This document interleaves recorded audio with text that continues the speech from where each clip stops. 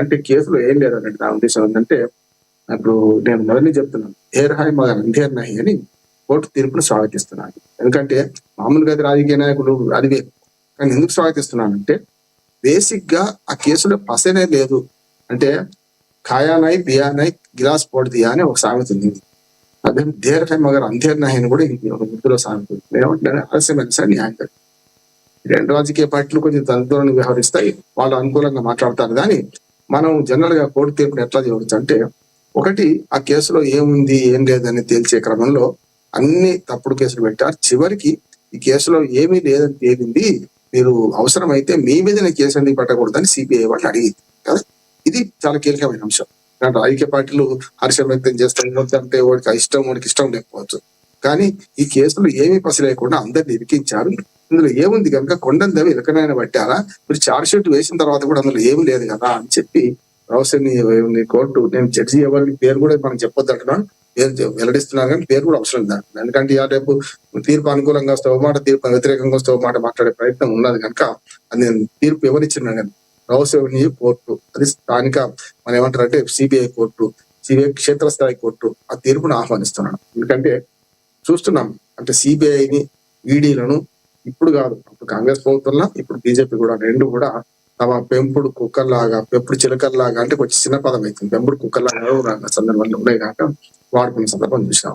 గతంలో సిబిఐని ఇదే కాంగ్రెస్ పార్టీ అధికారం ఉన్నప్పుడు బీజేపీ ఏమన్నది, కాంగ్రెస్ బ్యూరో ఆఫ్ ఇన్వెస్టిగేషన్ అన్నది సిబిఐ.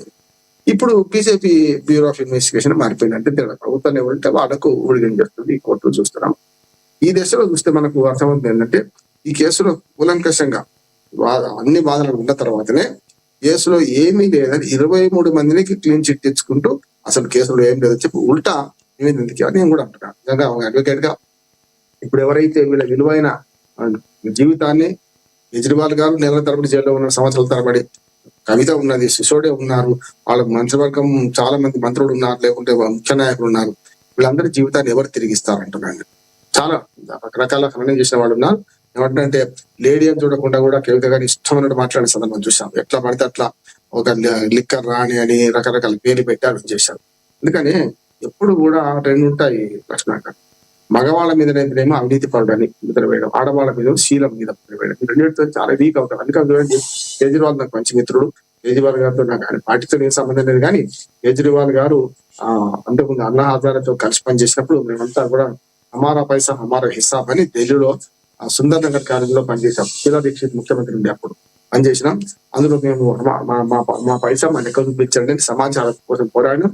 అదే రకంగా అప్పుడు మనకు శీలా దీక్షిత్ కూడా సమాచార స్వేచ్ఛ చట్టం తెచ్చింది, ఆమె ఒప్పుకొని 3 సార్లు ముఖ్యమంత్రి అని. ఈయన కూడా కేజ్రీవాల్ గారు కూడా 3 సార్లు ముఖ్యమంత్రిగా ఉంది. ఆయన నా ఉద్దేశం ఏంటంటే కావాలని ఇరికిచ్చిన సందర్భం చూస్తున్నాం మనం. ఇది కరెక్ట్ కాబట్టి ఇది ఇప్పుడు దీని మీద కేల్కతం దుకాణం బంద్ కాలే, అసలు సంగతి ఇంకా ఉన్నది. ఎందుకంటే ఇప్పుడు సిబిఐ తీర్పు మీద, సిబిఐ కోర్టు తీర్పు మీద కింది కోర్టు కదా, ఏం చేస్తారు, సిబిఐ వాళ్ళు హైకోర్టుకి వెళ్తారు. ఢిల్లీనే హైకోర్టు ఉంది. హైకోర్టులో ఒకవేళ కేసు అవుతుందా కాదా తర్వాత సంగతి. హైకోర్టులో గెలవకపోతే సిబిఐ సుప్రీంకోర్టుకి వెళ్తుంది. అంటే ఈ వరుసగా నడుస్తూనే ఉంటుంది, ఆగది అంటున్నాను నేను.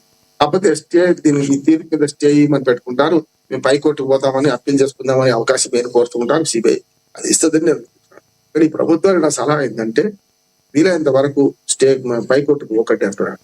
ఎందుకంటే ఇది ఏమీ బసలేదని కింది కోర్టు, క్షేత్రస్థాయి కోర్టు తేల్చినాక ఇంకా పైకి పోతే లాభం లేదు. సరే ఒకటి అయిందంటే అదృష్టం ఏంటంటే కవితది ఆమె రాజీనామా చేసి కవిత పార్టీలో లేదు బయటకు వచ్చింది కనుక నడిచింది. లేకపోతే కాంగ్రెస్ వాళ్ళు ఏమనేవాళ్ళు అంటే ఇప్పుడు బీజేపీ బీఆర్ఎస్ ఒకటే అనేవాళ్ళు, సమస్య లేదు కదా. చూస్తున్నాం కొన్ని కాంగ్రెస్ పార్టీ బాగుందా అంటే ఇదే కేసులో మనకు సామెత ఉంది లక్ష్మణ గారు, మన పాము పగ తోక చుట్టపడ్డాం కదా. ఇక్కడ ఏమైంది తెలుసా, ఈ కేసులో అయితే పాము చుట్టం తోక పగ అయింది కాంగ్రెస్ పార్టీకి. పాము చుట్టం ఎందుకు, పాము అంటే ఎవరు, కేజ్రీవాల్ ఏ1 నుంచి మంది పెడితే వాళ్ళు ఉన్నారు. వాళ్ళేమో మంచివాడు, అసలు కేసీ లేదు లిక్కర్ కేసు అంటారు. ఇక్కడ కవిత మీదకి వచ్చే ఒకళ్ళ కవిత మీద కేసు ఉంది అంటారు. ఇప్పుడు ఇలా బీజేపీ సంతోషంగా లేదు, బీఆర్ఎస్ సంతోషంగా లేదు, బీఆర్ఎస్ కూడా ఆ పార్టీ లేదు కదా, ఇప్పుడు వాళ్ళు కూడా సంతోషంగా లేదు. ఏమంటున్నానంటే మనం నిష్పక్షత మాట్లాడాలంటే ఇవాళ కాంగ్రెస్ పార్టీ కూడా ద్వంద్వ ప్రమాణాలు పాటించింది.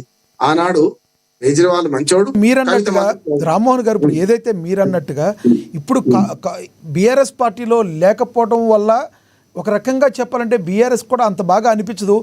అనివార్య పరిస్థితుల్లో ఇప్పుడు ఎవరైతే కవితను బీఆర్ఎస్ పార్టీలో ఇబ్బంది పెట్టారో వాళ్ళందరికీ పచ్చివెలకాయ గొంతుకులు పడినట్టు అవుతుందా? కేసీఆర్ సపోర్ట్ ఎప్పుడూ ఉంటుంది కూతురుగా ఆవిడికి. సో సో ఎలా ఉండే అవకాశం ఉందంటారు? కేసీఆర్ రియాక్షన్ ఏ విధంగా ఉండే అవకాశం ఉందంటారు? మళ్ళీ పార్టీలోకి బ్యాక్ వెళ్ళే అవకాశం ఉందంటారా? దాన్ని వేరు కానీ ఇప్పుడు కేసీఆర్ కానీ వర్ణిస్తాను అంటే విటంజలు పోతే మాట్లాడలేదని అన్నారు కదా. ఎవరికైనా ఆయనే విటంజలు పోతే సంతోషం ఉంటాడు వాళ్ళ తండ్రి తప్పు కాదా అని అన్నారు. ఇప్పుడు చాలా అడగంగా ఇప్పుడు కూడా కవిత కూడా తప్పు చేస్తున్నారు. కవిత ఏమంటుంది, మా తల్లితో మాట్లాడినా చూస్తున్నా, తల్లితో మాట్లాడి ఇప్పుడు తల్లితోనే ఫోన్ మాట్లాడి ఆశీర్వాదం చేస్తున్నా. తండ్రి అన్న మరి అన్న మన శత్రువు అయితే కానీ ఇక్కడ కూడా అదే కవిత కూడా బాగా తోక చుట్టం అన్నట్టు.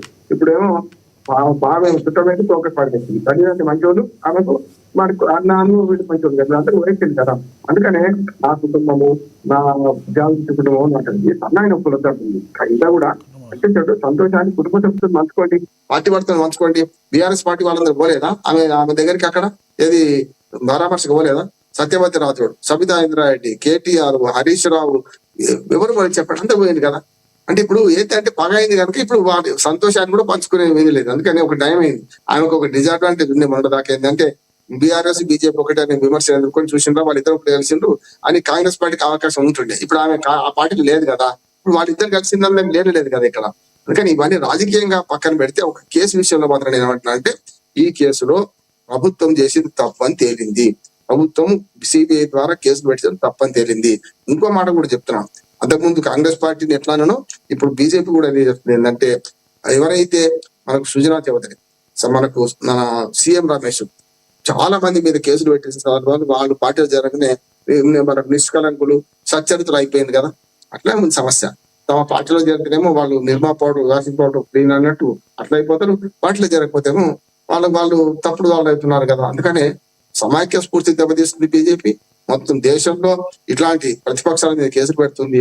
ఇందులో కాంగ్రెస్ పార్టీ కూడా ద్వంద్వ ప్రమాణాలు పాటించదు అంటున్నాను. బీజేపీ తప్పు చేస్తే తప్పని, కానీ మీ దానిలో కూడా కూటమిలో లేని పార్టీల వైపు ఒకవైపు, కూటమిలో ఉన్న పార్టీ వైపు వరకు మాట్లాడుతున్నారు. అప్పుడు కూడా కేజ్రీవాల్ సమర్థించింది ఎందుకు కాంగ్రెస్ పార్టీ అంటే, ఆనాడు కూడా అప్పటికి ఆయన కేజ్రీవాల్ వ్యతిరేకం కాలేదు, హర్యానా ఎన్నికలు రాలేదు కనుక కేజ్రీవాల్ పంచాడు. అంటే అసలు కేజ్రీవాల్ మూలమే ఆయన అంటుంటే ముఖ్యమంత్రి ఆయన ఉందంటే ఆయన మంచివాడు ఎట్లంటారు అలా ఏ20 ఉన్న కవిత ఎంత పెట్టింది. అందుకని ఈ రెండు జాతీయ పార్టీలు కూడా ప్రజలకు అన్యాయం చేస్తున్నాయి. ఇక్కడికి వచ్చే కల్లా తీర్పుడు స్వాగతిద్దాం. తీర్పు మీద ఇప్పటికీ కేంద్ర ప్రభుత్వం సలహా ఏంటంటే సిబిఐ ద్వారా అప్పీలు పోకండి, ఇంకా పరువు తీసుకోకండి అంటే ఇంత. రైట్ సార్, నేను మళ్ళీ మాట్లాడతాం మీతో. మనం రాజమౌళి గారితో మాట్లాడదాం, రాజకీయ విశ్లేషకులు. రాజమౌళి గారు నమస్తే సార్. నమస్తే అండి. రాజమౌళి గారు, ఏదైతే కవిత గారు ఉన్నారో మాట్లాడిన బయట ఒకటి ఉంది, ప్లే అవుతుంది, చూద్దాం.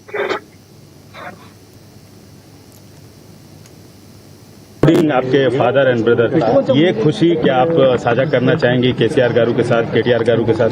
हमने हमारे माताजी का आशीर्वाद लिया है ये रिजल्ट मिलते ही, और बाकी जो चीजें हैं वो ज्यादा अभी इस टाइम बोलने वाली चीजें नहीं है, लेकिन हम यही कहना चाहते हैं कि जिन्होंने ये केस के समय हमारा साथ दिया है, सारे उन लोगों को मैं शतकोटि नमन करती हूँ. थैंक यू जय. I have 100 times said that we have nothing to do with this case. This is a politically motivated case. As a part of political vendetta, this case has been put on the opposition parties, and I am thankful to the judiciary. They have upheld our faith in the judiciary of